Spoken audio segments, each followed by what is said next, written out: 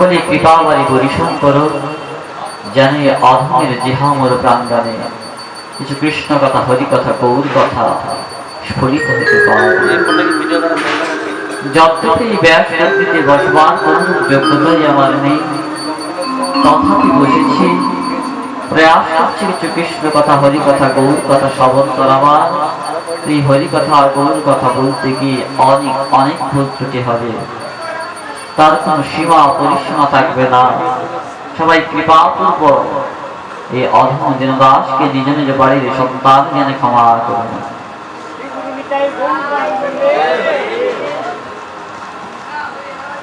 অখিল বিশ্ব ব্রহ্মাণ্ড নায়ক জগৎ অধিপতি ব্রজেশ তনয় শ্রী রাধা মাধবের অহেতুকী কৃপায়,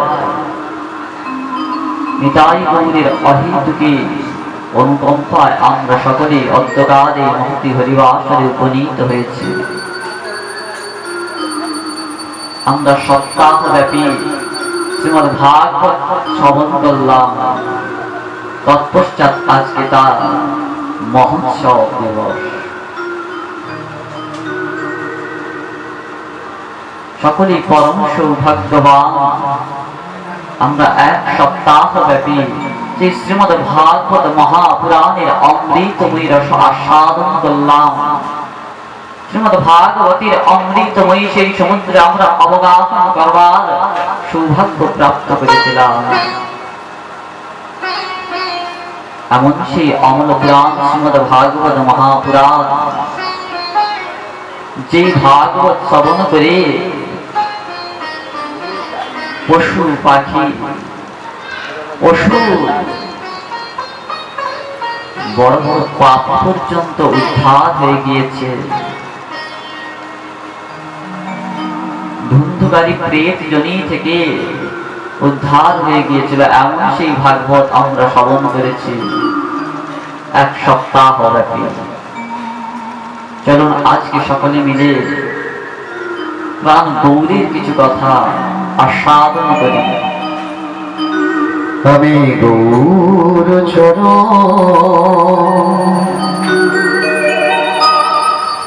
সার করেছি,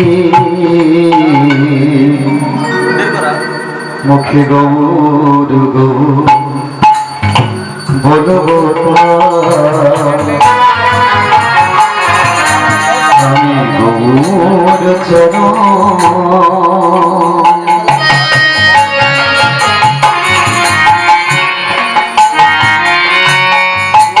সার করেছি,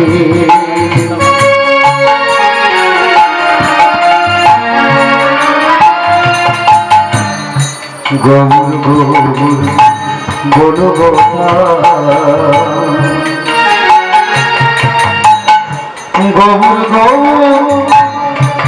গৌর গৌর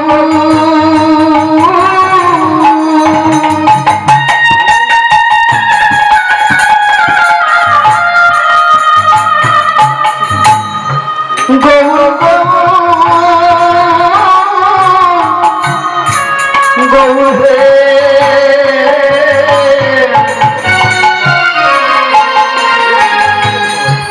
গৌর গৌর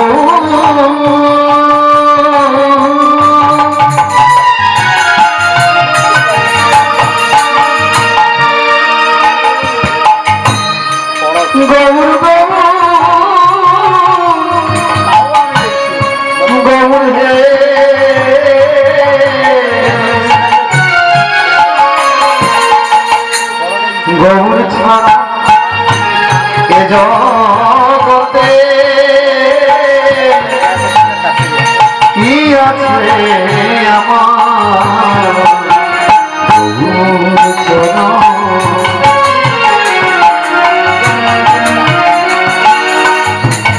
হর করেছি,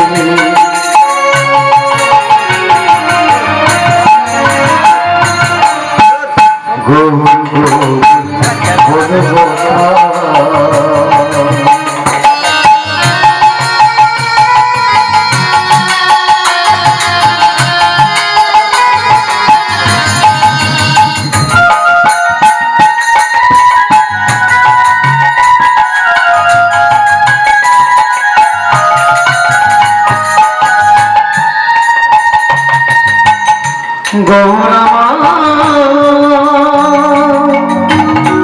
করতো ও মনে মনে ভাবতো গাভীটিকে খুব হয়তো গরম লাগছে, এই ভেবে গাভীটির মাথার উপর একটি পাখা চালিয়ে দিত।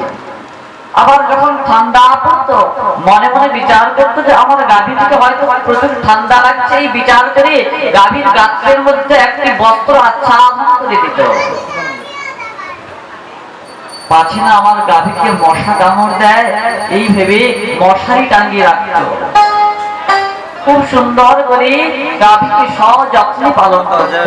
কিন্তু প্রত্যেকদিন যখন খাওয়ার দিতে যেত লক্ষ্য করত গাভীটাকে কেমন যেন ছটফট ছটফট করতে থাকে, নেত্র থেকে অশ্রুবারি বরিশন হয়, গাভী ছটফট করে। একদিন প্রভাতে যখন খাওয়ার দিতে গিয়েছে এমতো অবস্থায় গাভীটিকে জিজ্ঞাসা করছে, ওরে গাভী, পৃথিবীর যত যত সুখ আছে তোকে অর্পণ করি, তাহলে তোর এত কিসের দুঃখ, এত কিসের কষ্ট? আমি যদি তোকে এত সুখে রেখেছি তাহলে তোর কেন এত কষ্ট যে তুই নেত্র থেকে অশ্রুবারি বরিশন করিস? তোর কিসের কষ্ট যার জন্য তুই এরূপ ছটফট ছটফট করতে থাকিস বল? গাভী বলছে, প্রভু এ কথা সত্য, এ কথা আমি স্বীকার করি যে পৃথিবীর যত যত সুখ আপনি আমাকে অর্পণ করেছেন, কিন্তু প্রভু আপনি আমাকে আবদ্ধ অবস্থায় রেখে দিয়েছেন। ধরুন আপনাকে পৃথিবীর যত সুখ রয়েছে সমস্ত সুখ দেওয়া হলো, তার পরিবর্তে আপনাকে একটা কক্ষের মধ্যে আবদ্ধ করে দেওয়া হয়েছে। ভালো লাগবে? ভালো লাগবে কি? সব সুখ দেওয়া হয়েছে কিন্তু একটা কক্ষের মধ্যে আবদ্ধ রাখা হয়েছে, কিন্তু আমাদের ভালো লাগবে না। কেন না? আমরা আবদ্ধ অবস্থায় আছি। জীব গোস্বামীর পাদ বর্ণনা করছে, ওই গাভীটির উপলব্ধি হয়ে গেল ও আবদ্ধ অবস্থায় রয়েছে। বলছে, প্রভু এই জগৎ সংসারে আমি এসেছি আবদ্ধ অবস্থায় থাকার জন্য নয়, শৃঙ্খলিত হয়ে থাকার জন্য নয়, শৃঙ্খল মুক্ত হওয়ার জন্য। গাভীটির উপলব্ধি হয়ে গেল এই জগৎ সংসারে এসে আমি শৃঙ্খল বদ্ধ অবস্থায় না থেকে শৃঙ্খল মুক্ত হয়ে গোবিন্দ চরণ পাদ পদ্মে যেতে চাই। কিন্তু আমার মতো মূর্খ দুরাচারী পাপাচারী নরকের কীটের আজ উপলব্ধি হলো না যে এই সংসার বন্ধন হইতে মুক্ত হয়ে প্রাণ গোবিন্দের চরণ পাদ পদ্মে যেতে হবে। আমার আজ উপলব্ধি হয় নাই, সংসারের মধ্যে নিমজ্জিত আছি, সংসার করে করে করে করে মরে গেলাম। কি পেলাম সংসার থেকে? সংসারের মধ্যে সংসারেই রয়ে গেলাম, সার বস্তু প্রাপ্ত করতে পারলাম না। শুধুই সংসারের জন্য করছি, সংসারের জন্য করছি বটে, সংসার কি প্রতিদান দেবে?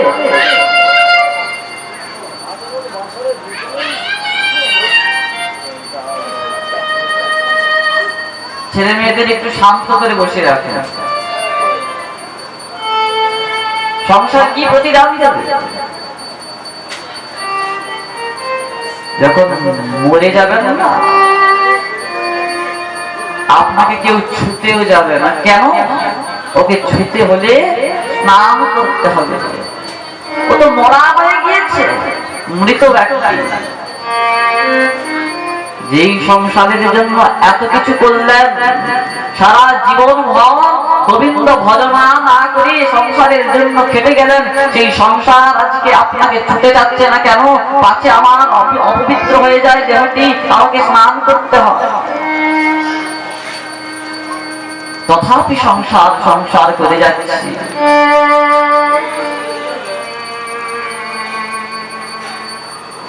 আমরা শ্রবণ করেছিলাম না সেই রাজা ভর্তৃহরির কথা। সংসার ওই রকম, সুখের সময় সংসার আপনার সঙ্গে রয়েছে, যখন সংসারের জন্য কিচ্ছু করতে পারবেন না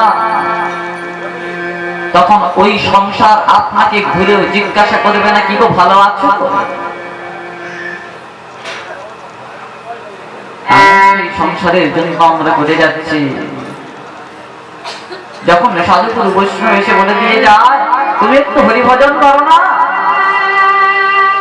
বলে হরিভজন করবো পরে। কখন করবে না? বৃদ্ধকালে হরিভজন করবো। কখন হরিভজন করবে? বৃদ্ধকালে। আচ্ছা ওমার গ্যারেন্টি আছে কি তুমি বৃদ্ধকালে পৌঁছাবে? এই নিশ্চয়তা গোবিন্দ আমাদের দিয়ে পাঠিয়েছে কি? কেহ বলতে পারবে যে আমি 80 বছর বয়স পর্যন্ত বেঁচে থাকবো, 100 বছর বয়স পর্যন্ত বেঁচে থাকবো? কেউ নিশ্চয়তা দিতে পারবে না। এজন্য সময় থাকতে থাকতে গোবিন্দের ভজনা করতে হবে। বলে জীবনটি কেমন? বলে পদ্ম পাতায় বাড়ি যেমন, জীবের জীবন জানবি তেমন। আসবে সমন বলবে দমন, তখন তোমায় কে আটকাবে? যেমন করে পদ্ম পাতার উপর বৃষ্টির বিন্দু পড়লে, বাড়ি বিন্দু পড়লে, ওই পদ্ম পাতা ও কি জানে যে কতক্ষণ পর্যন্ত ওই বৃষ্টির বিন্দুটিকে ধরে রাখতে পারবে? জানে কি? জানে না। আচ্ছা ওই বৃষ্টির বিন্দু কি জানে কতক্ষণ পদ্ম পাতার উপর স্থির থাকতে পারবে? উভয়ে কেহ জানে না। ঠিক তদ্রূপ করে আমাদের এই দেহের মধ্যে কতক্ষণ প্রাণ পাখিটা থাকবে আমরা কেহ জানি না। এক ব্যক্তি শ্রী গুরুদেবের কাছে গিয়ে জিজ্ঞাসা করছেন, গুরুদেব কবে হরিভজন করবো? হরিভজন করতে চাও? ঠিক আছে শিষ্য, তুমি গিয়ে মৃত্যুর আগের দিন থেকে হরিভজন করো। কবে থেকে হরিভজন করবে? মৃত্যুর আগের দিন থেকে। সঙ্গে সঙ্গে চরণে পড়ে গিয়েছে, গুরুদেব এ কেমন কথা? আমার মৃত্যু কবে হবে আমি কি জানি? আপনারা কেউ জানেন আপনাদের মৃত্যু কবে হবে? গুরুদেব বলছে তুই জানিস না তোর মৃত্যু কবে হবে? না গুরুদেব আমি তো তা জানি না। বলে আমি কেন, জগৎ সংসারের কারোর পক্ষে জানা সম্ভব নয় মৃত্যু কবে হবে। বলে আচ্ছা শিষ্য তোর মৃত্যু তো কালকে হতে পারে। হ্যাঁ গুরুদেব কালকে হতে পারে। আরে তবেই তো বলছি তোর মৃত্যু যদি কালকে হতে পারে তাহলে তুই আজ থেকে হরির ভজনা করা শুরু করে দে। গৌর ব্রহ্মানন্দে। ওই না খাঁচার ভিতর অচি পাখি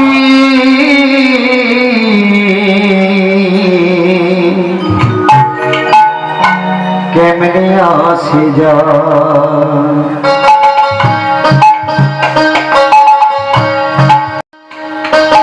খাঁচার ভিতর অচি পাখি কেমনে আসে যা, খাঁচার ভিতর অচি পাখি কেমনে আসে যা।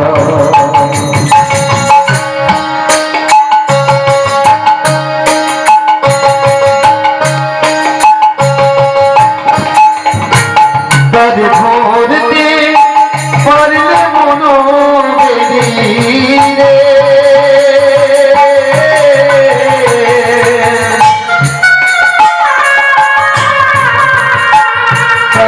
ধরতে পারলে মনো বেরি দিতাম পাখির পায় আসে যা,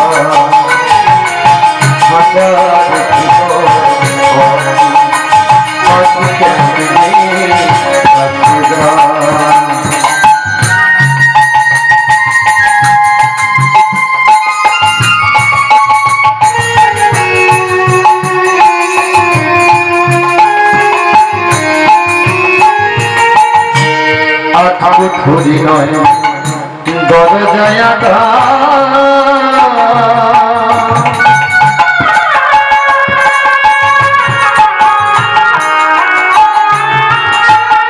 মাঝে মাঝে সরকার কথা হয় না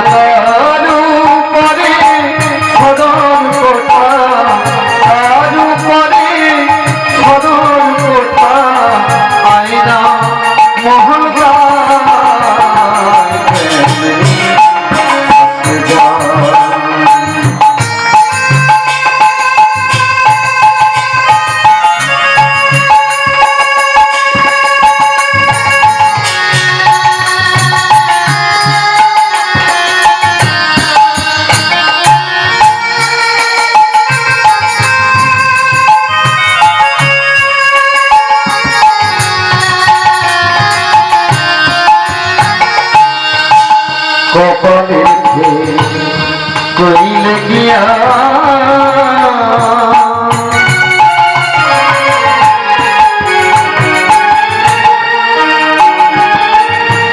পাখিটির মন ব্যবহার খাঁচা ফেলে প্রাণ পাখি খাঁচা ফেলে প্রাণ পাখি কোন বনে পালায়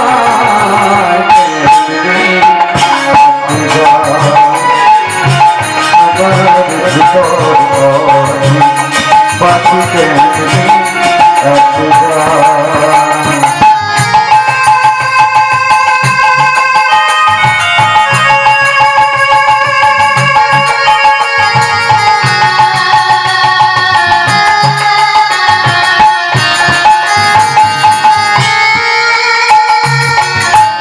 মন্ত্রী রইবি খাঁচারিয়া আছে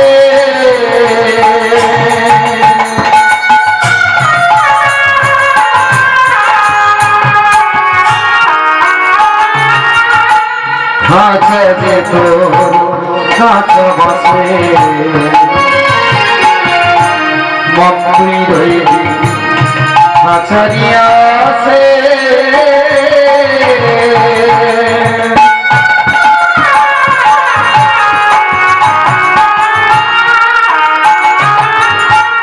খাঁচা যেত কাঁচা বসে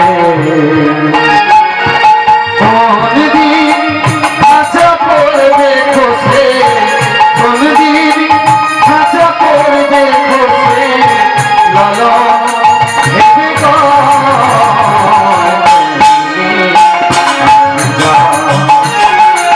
খাঁচার ভিতর পাখিকে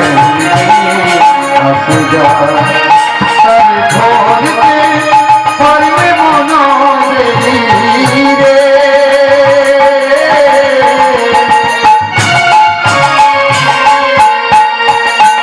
আমি দিবা পাখির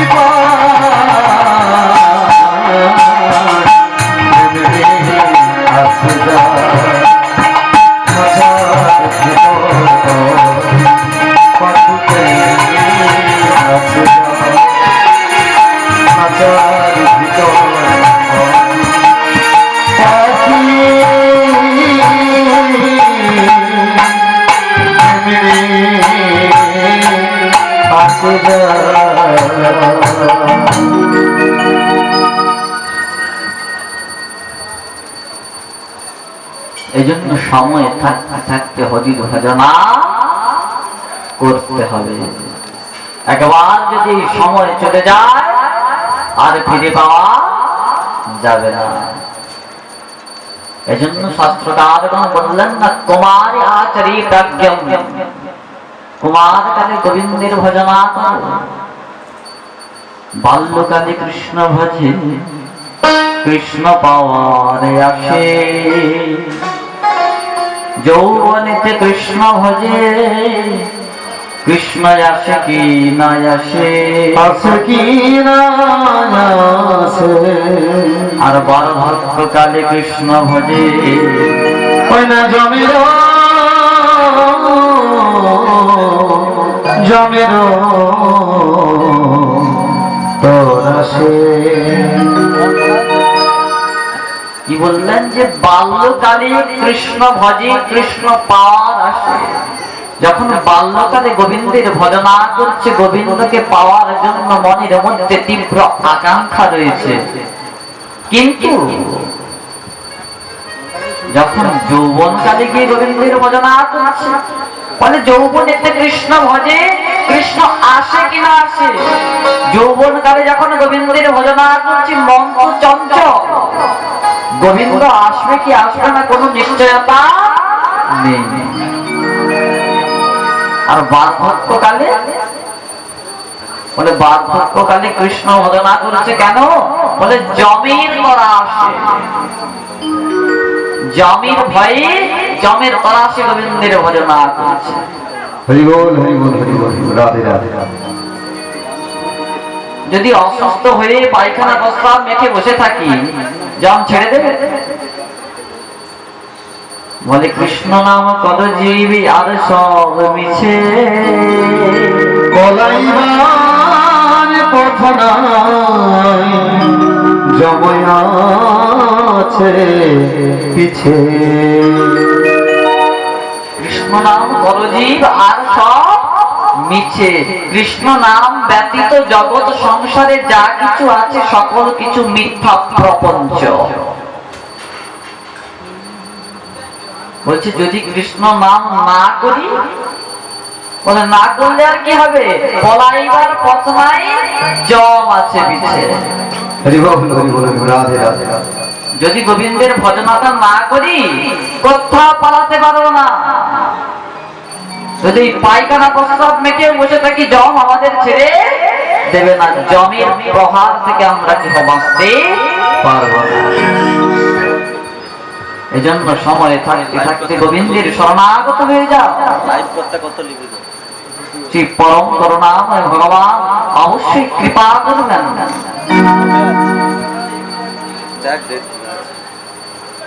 ভগবান যখন যা করেন জগৎ জীবের মঙ্গলের জন্যই করেন, ঠিক তো? ভগবান কি যা করেন মঙ্গলের জন্য করেন? গোস্বামীগণ দৃষ্টান্ত দিচ্ছে। এক সময়ের কথা,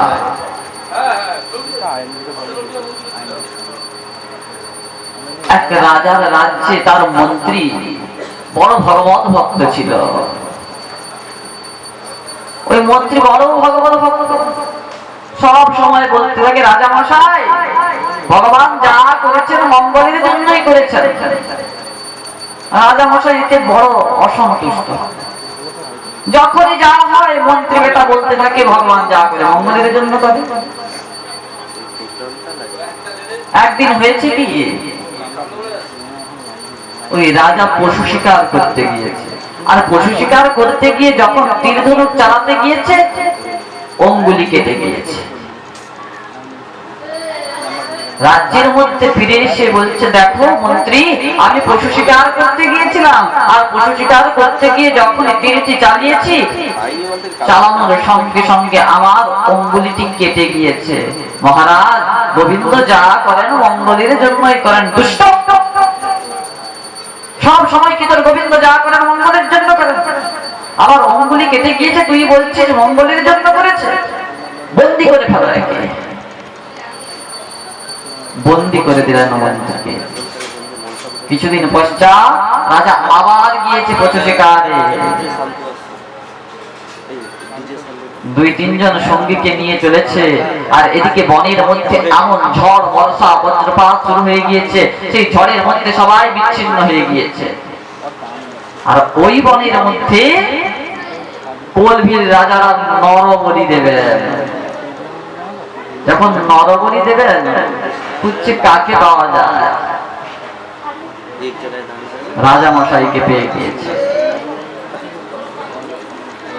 রাজামশাইকে পেয়ে গিয়েছে। এবার রাজামশাইকে ধরে নিয়ে যাচ্ছে। রাজামশাইকে ধরে যখন নিয়ে গিয়েছেন বলি দেবেন, এবার বলছে দেখে নাও তো এর কোনো খুঁত আছে নাকি। কেন? বলি দেওয়া হবে, তার দেহের মধ্যে যদি কোনো খুঁত থাকে, কাটা থাকে, তাহলে বলি দেওয়া যায়। তো দেখছে খুব ভালো করে, দেখতে দেখতে হঠাৎ করে চোখে পড়ে গেল অঙ্গুলিটি কাটা। বলে কি ছেড়ে দাও, এ বলি দেওয়ার যোগ্য না, একে বলে দিয়ে কোনো লাভ নেই, কালী মাতা প্রসন্ন হবে না। কেন? এর দেহের মধ্যে খুঁত রয়েছে। যখনই রাজাকে ছেড়ে দিয়েছে, রাজা বুঝে গেলেন যে গোবিন্দ যা করে মঙ্গলের জন্য করেন।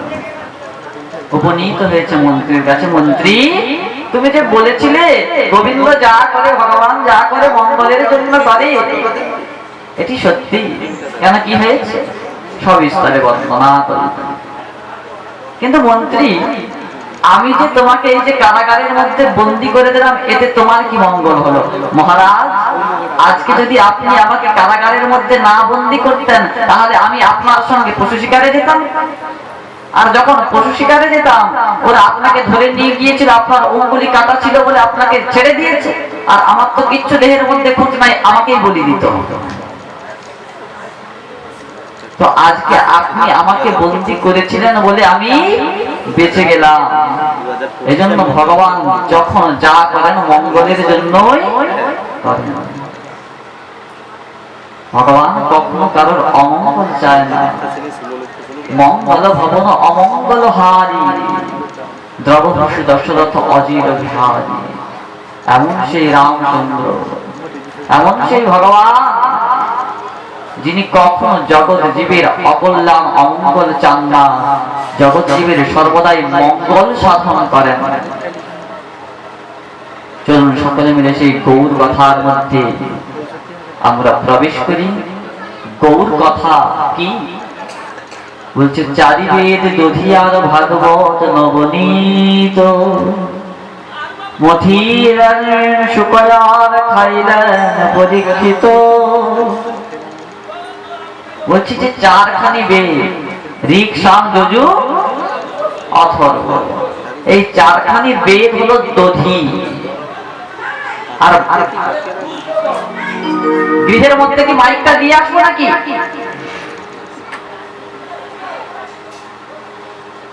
ভাগবত কি বলছে? ভাগবত হলো নবনীত।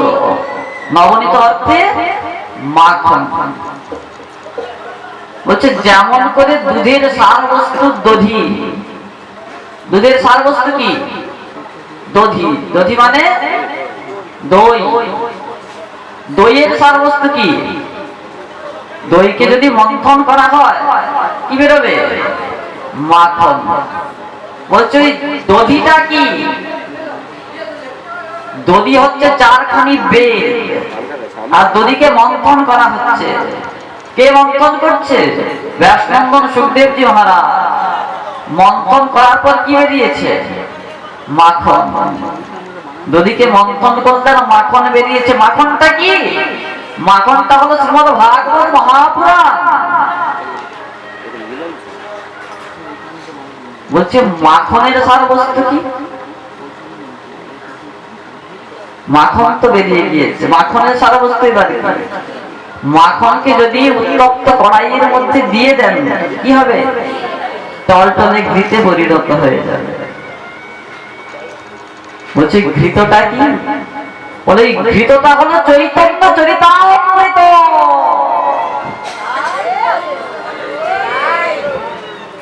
ভাগবতের কথা অমৃত সমান।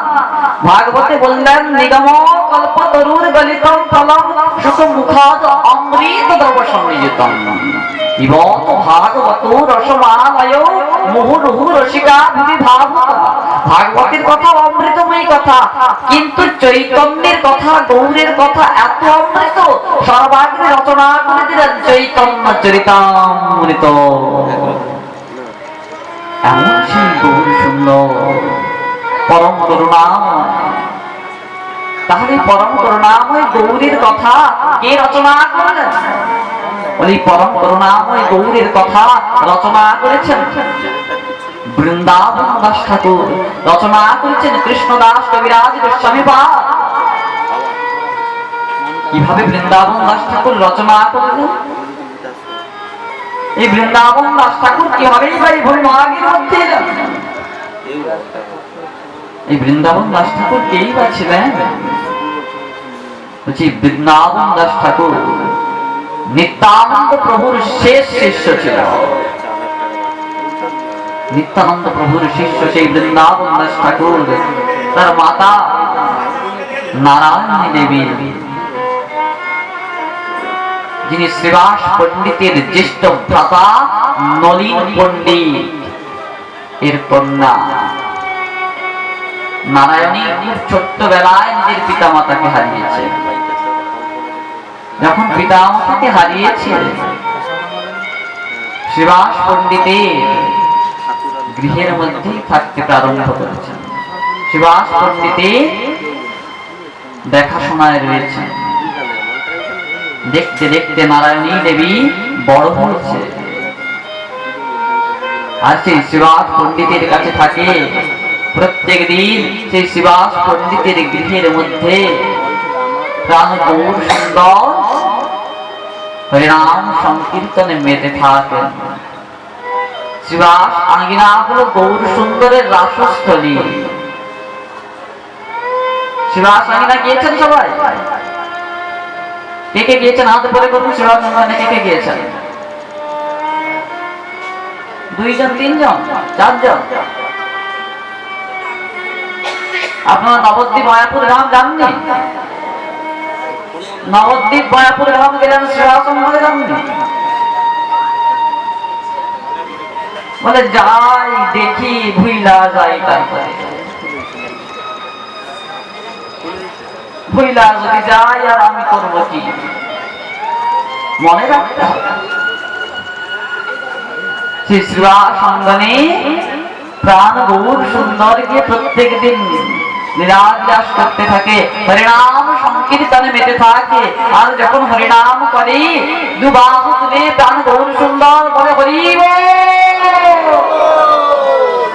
যখন হরি বল হরি বল বলে নৃত্য করে, আর এদিকে ওই ছোট্ট নারায়ণী ও দাঁড়িয়ে দাঁড়িয়ে দেখে। নারায়ণী, তুমি দাঁড়িয়ে আছো কেন? তুমিও দুবাহু তুলে বলো হরি বল। আর ওই ছোট্ট 5 বছরের নারায়ণী দেবী ও প্রাণ গৌর সুন্দরের সঙ্গে অমনি নৃত্যে মেতে ওঠেন। যখন প্রাণ গৌর সুন্দর কীর্তন শেষে সেবা করতে বসেন, সেবা হয়ে গেলে গৌর সুন্দরের থালের মধ্যে যা যা অবশিষ্টাংশ থাকে ওই প্রসাদ খানি নারায়ণী দেবী পায়। আর ওই প্রসাদের কৃপায় নারায়ণ দেবী পরম ভক্তি পরিণত হয়ে গিয়েছে। একদিন সেই নারায়ণী দেবী শিবাস পণ্ডিত সহ পরিবারকে নিয়ে অন্যত্র চলে গেলেন। যখন অন্যত্র চলে গিয়েছেন, সেখানে এবার গিয়ে নারায়ণী দেবীর বিবাহ দিলেন। নারায়ণ দেবী বিবাহ উপযুক্ত হয়েছে, বিবাহ দিয়েছেন, কিন্তু এমন ভাগ্যের পরিহাস, যেমন করে খুব ছোট্টবেলায় পিতামাতাকে হারিয়েছে ঠিক তৎ করে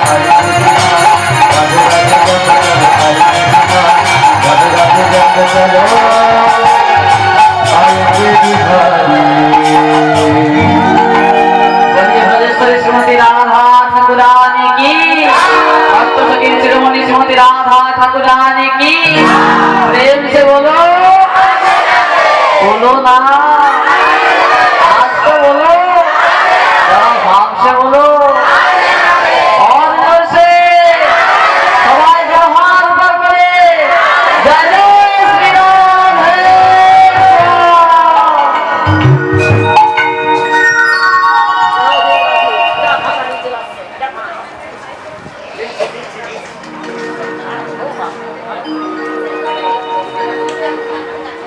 রাধানাম করতে করতে বৃন্দাবনের মধ্যে উপনীত হয়েছেন। আর সেই বৃন্দাবনের মধ্যে গিয়ে চারিদিকে খুঁজে বেড়াচ্ছে, কোথায় থাকবেন, কোথায় থাকবেন। কেন? থাকার তো কোনো জায়গা নেই। দেখতে দেখতে গুরুকরণ করলেন, আর সেখানে গিয়ে গুরুদেবীর আশ্রমের মধ্যে থাকতে শুরু করলেন। আর সেই গুরুদেবীর কৃপায় কৃষ্ণদাস কবিরাজ গোস্বামী পাদ গৌরীর কথা রচনা করলেন। কি কথা? চৈতন্য চরিতামৃত।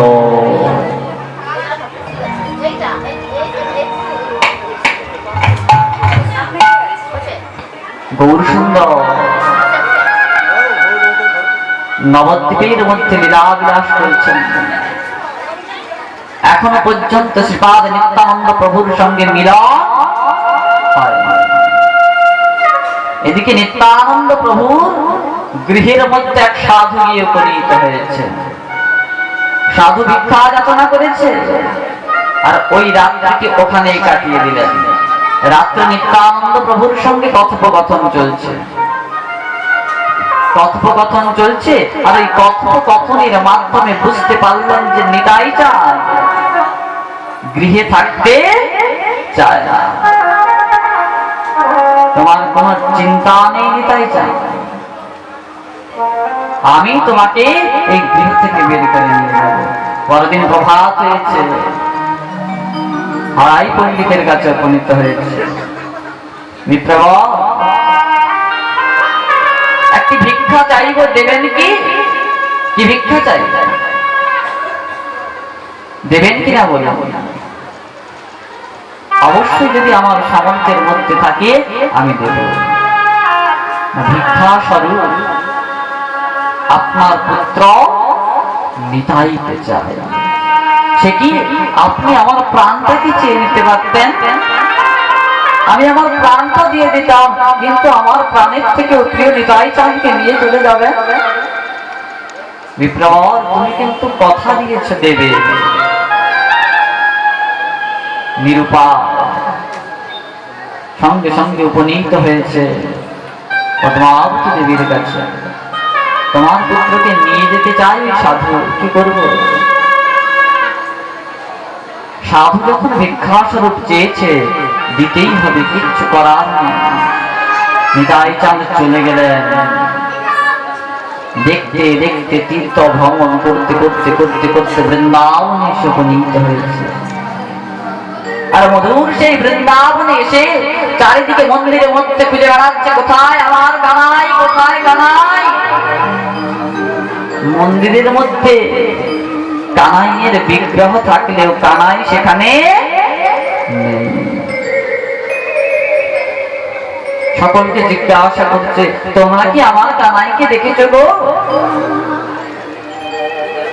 আর সেই বৃন্দাবনের মধ্যে সেখানে ঈশ্বর পরিপাদের সঙ্গে দর্শন হয়েছে। যখন সাক্ষাৎ হয়েছে, ঈশ্বর পরিপাদ হচ্ছে, তোমার কানাইকে খুঁজছো?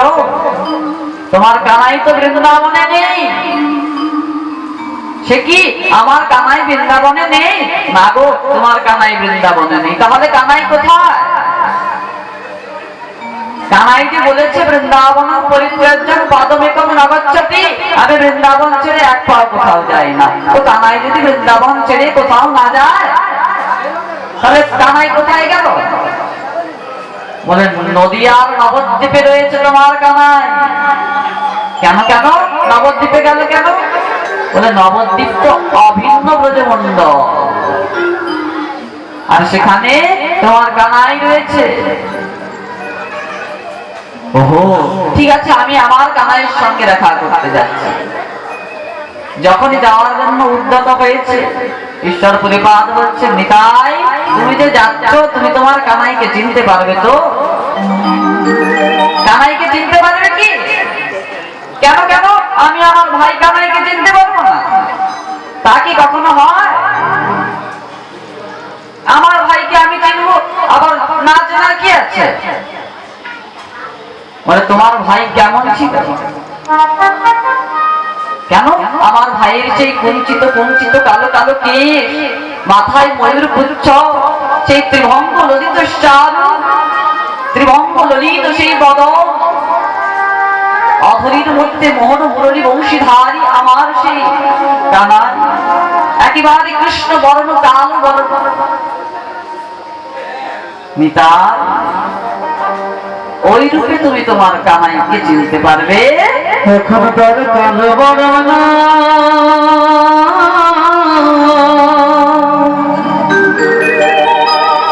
ওই না গৌরাঙ্গ পরস্পে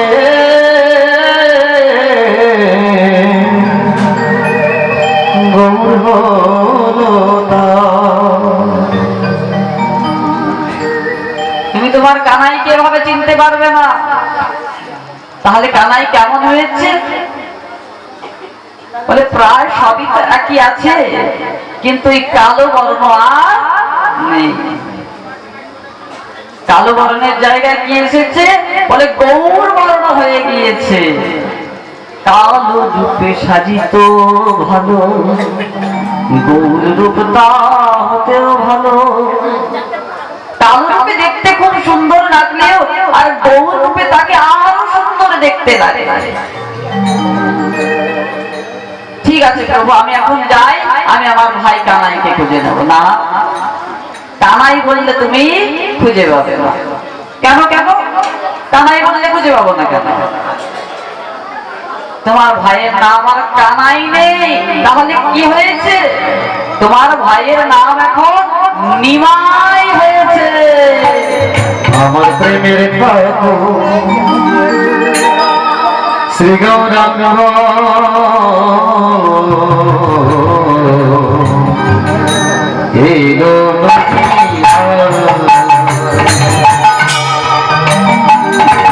আমার প্রেমের ঠাকুর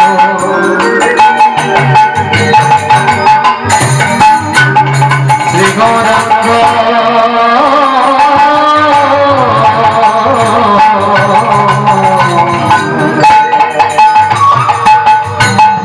এলো নদিয়া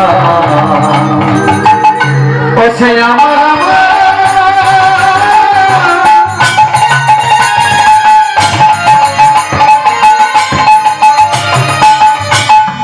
আমার পেরে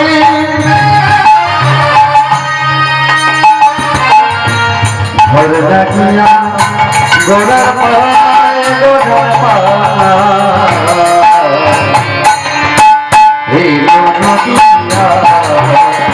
আমার প্রেমের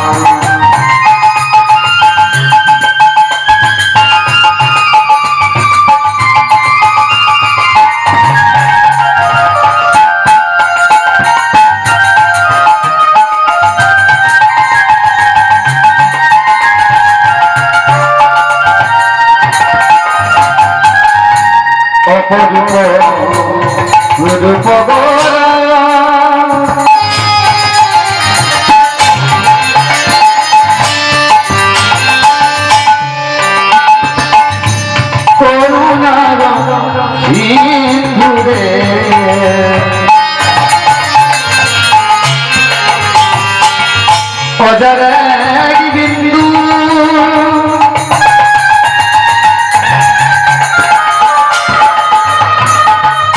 কৃপা পেলে তবে ভব আমার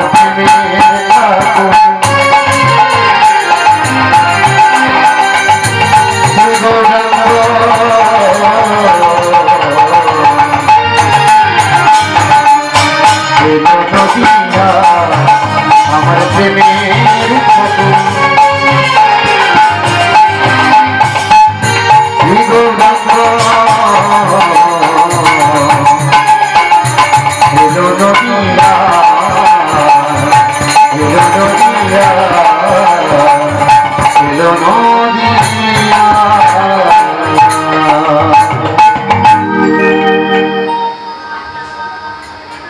তোমার কানাই এখন নিমাই হয়েছে। ও নিমাই, ঠিক আছে, এবার আমি খুঁজে নেব। এই বলে ঈশ্বর পরিপাতকে প্রণাম করে চলতে লেগেছে। পাছে না নামটা ভুলে যায়, এই জন্য নিমাই নিমাই বলে ছুটছে। নিমাই নিমাই নিমাই নিমাই নিমাই।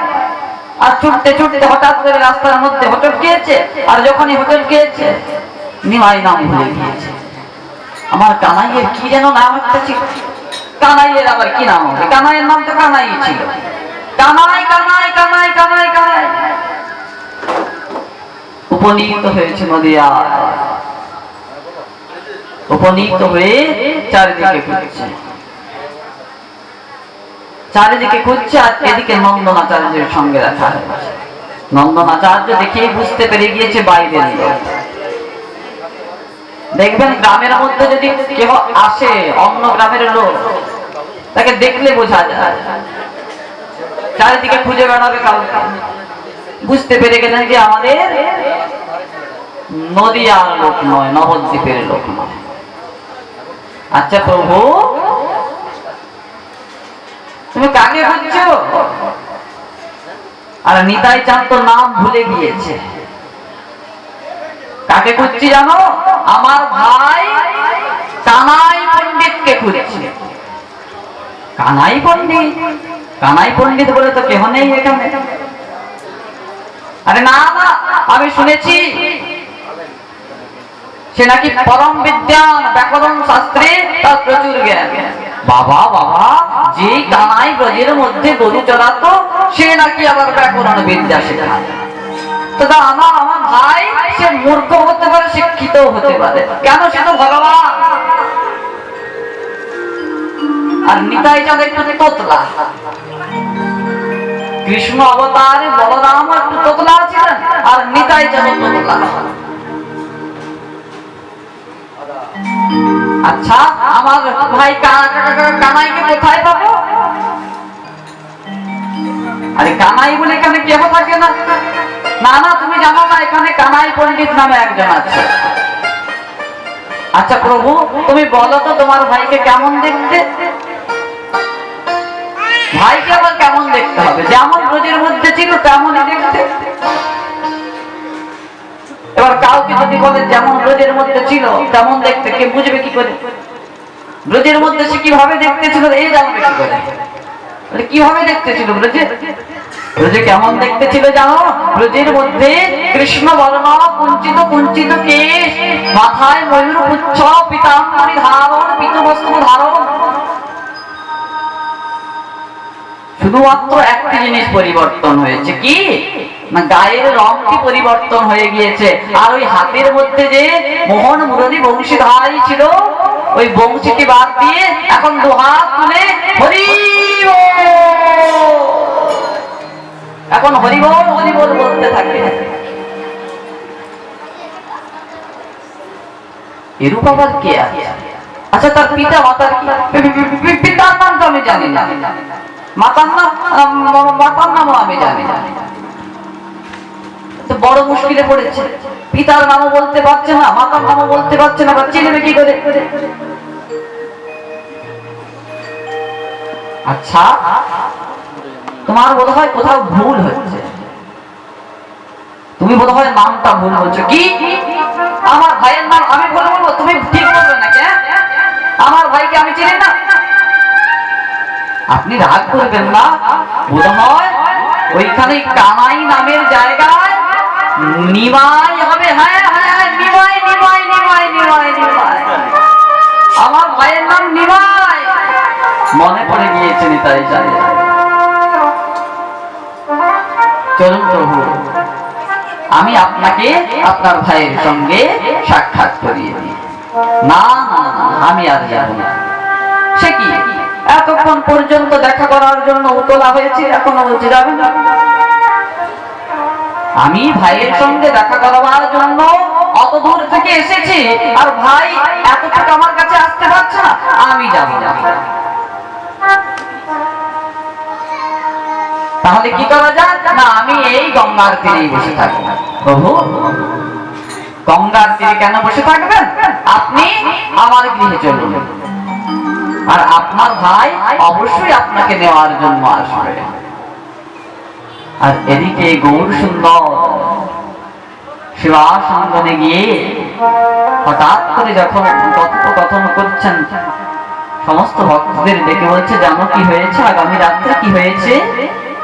আগামী রাত্রে আমি যখন শয়ন করছিলাম না, আমি স্বপ্ন দেখলাম আমার গৃহের সম্মুখে তালধ্বজ রথ দাঁড়িয়ে রয়েছে। তালধ্বজ কার রথ? বলরামের রথ। জগন্নাথের রথের নাম কি? কপিধ্বজ। আর সুভদ্রা পদ্মধ্বজ বা দর্পদলন। তো তালধ্বজ রথ যখন দাঁড়িয়ে আছে, আমি গিয়ে উপনীত হলাম। গিয়ে দেখছি সেই রথের ওপরে বসে আছে এক বিশাল শরীর। আমাকে দেখে বলছে, এখানে সেই গৌরের বাড়ি কোথায় গো? আমি বললাম, গৌর তো আমি। ওহো, তুমি গৌর?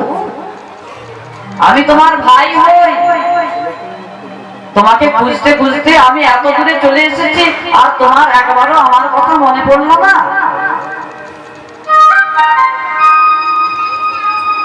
এরকম আমি স্বপ্নাদেশ দেখেছি। বোধ হয় আমার ভাই বলরাম এসেছে। যাও যাও, তোমরা গিয়ে আমার দাদাকে নিয়ে এসো। সবাই গিয়েছে, খুঁজছে চারদিকে, কিন্তু কেহ খুঁজে পাচ্ছে না। কেন? নিতাই চাঁদ তো পরিচয় দেয় না, লুকিয়ে রয়েছে। যখন খুঁজে পায় না, সবাই ফিরে এসেছে। যখন ফিরে এসেছে, গৌর সুন্দর বলছে, কি গো, আনতে পারো? কোথাও খুঁজে পায় না। কোথাও খুঁজে পেলেন না? ওহো, বুঝে গিয়েছি, তার মানে তোমাদের সঙ্গে আসতে চায় না, আমাকেই যেতে হবে। এবার গৌর সুন্দর সপরিকরে গিয়ে নন্দন আচার্যের গৃহের সম্মুখে উপনীত হয়েছে। গৌর সুন্দর বলে, দাদা তুমি কত জেদি, তোমার থেকে বেশি জেদি আমি। তুমি আসবে না তো আমিও তোমাকে ডাকবো না। আর নিতাই চাঁদ আপনি জানালার ভেতর থেকে দেখছে গৌর এসেছে, আমি বেরাবো না। দুই ভাই অভিমান করে বসে আছে। গৌর বলে, বেরাবে না, দেখাচ্ছি মজা।